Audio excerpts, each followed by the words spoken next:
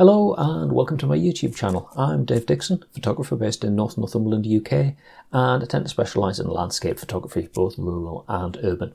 On this channel I'll be sharing some of my photographs and the stories behind them. The photograph we're taking a look at today is Routin Lynn. Routin Lynn is a waterfall a few miles north of Wooler in North Northumberland.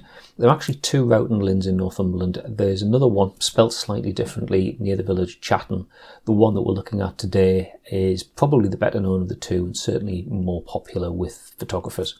The waterfall itself is in a lovely setting, a secluded little glade, and the area itself is actually great to explore. There's some excellent examples of ancient rock art roundabouts. This was taken back in July 2017. It was a summer afternoon, quite bright, but this is quite a shaded area, so only the top of the waterfall really presents anything of a challenge because it's quite easy to overexpose that while setting the camera to expose for the detail in the generally more shaded area of the picture space. The waterfall, I think, is the star of the show here. It's very popular with photographers because of all the interesting shapes that you get as the water cascades down towards the base of the waterfall.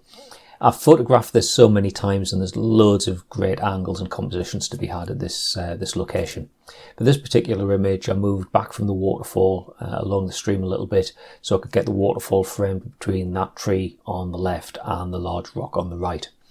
Being summer, the foliage is all green, so there's quite a limited colour palette. I think this helps to minimise the distractions that you get in the autumn where there's a lot more colour there as the leaves start to turn. So because this is quite a limited colour palette, it helps to minimise distractions and just focus the interest on the waterfall in the centre of the frame. Equipment wise, this was taken using a Canon 80D digital SLR. That was my go-to camera back then when I took this picture. And the lens was a Tokina 11-16 f2.8 at 16mm. I think this is a criminally underrated lens. It doesn't get talked about very much, but I've had it for years. I use it a lot. It really is a great lens. The camera was set at ISO 100 and the lens was at f8, which I find is kind of the sweet spot for this lens. The camera was metering an exposure of 100th of a second, but I wanted to get that silky movement effect in the water, so I attached a 9-stop neutral density filter, mounted the camera on a tripod, and that let me get the exposure up to 5 seconds. It was quite a still day, so there wasn't too much of a problem with breeze blowing the foliage and blurring that out, so everything generally in the picture is quite sharp apart from the movement in the water. Let's take a look at how the image was achieved. I used Canon's Digital Photo Professional to convert the raw image, and somewhat unconventionally I use a rather elderly version of Jask PaintShop Pro for my general editing. As a basic conversion from RAW, the as captured image came out looking like this. Now there are two obvious issues here. The first one being that other photographer who wandered into shot just towards the end of the exposure. And secondly, the image is generally a bit flat. Like I said, it's very diffused lighting here.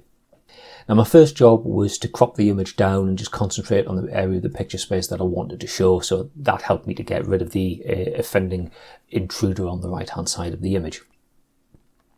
Now, as I expected, the area around the waterfall was burned out, so I went back to the raw image, processed it again to bring the highlights down, and then blended that in that top area to bring the highlights kind of back to something a little less offensive. Next, I ran the raw image through Photomatics to give me an HDR version, and that looks like this. It's a rather exaggerated version of reality, but it brings out a lot of detail. What I did then was I took that and I overlaid it onto the straight image and adjusted the transparency down to about 40%.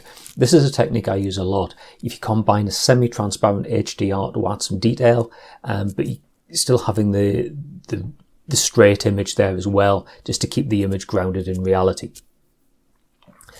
So that's the basic image sorted. Now it's all about fine-tuning it. First step was to use the levels tool to add some contrast. In some particularly dark areas I started to lose detail, so I just went in with an eraser tool and deleted the levels adjustment from those particular areas to keep the detail there. Then there was a couple of curves layers, one to control the highlights and another one just to lift shadow areas that I thought were looking a little bit too dark. Then there was a third curves layer just focusing on the area around the waterfall itself, just to add a bit of emphasis to the waterfall. Finally, I added a subtle vignette, just darkening the corners slightly, just to help keep the viewer's attention focused towards the centre of the picture. For me, that was a relatively complex set of editing, but necessary in this case. The lighting conditions were a bit challenging, so I had to do quite a bit just to get the detail where I wanted it to be. And as an end result, I'm very happy with how it turned out, and it did quite well for me when I entered it into a competition at my local camera club. Okay, I hope you enjoyed that. This is the first in what I hope will be an ongoing series. If you're interested in seeing more of my photographs, then I can be found over on Flickr. And also please like and subscribe here on YouTube to help me grow the channel. I'm a regular speaker at camera clubs, either in person or via Zoom for those further afield. I've got quite a few presentations in my portfolio, so if you're a program secretary and you'd like me to do a presentation for your camera club, then please get in touch with me at tales.from.a.camera@gmail.com. And finally, thanks very much for watching.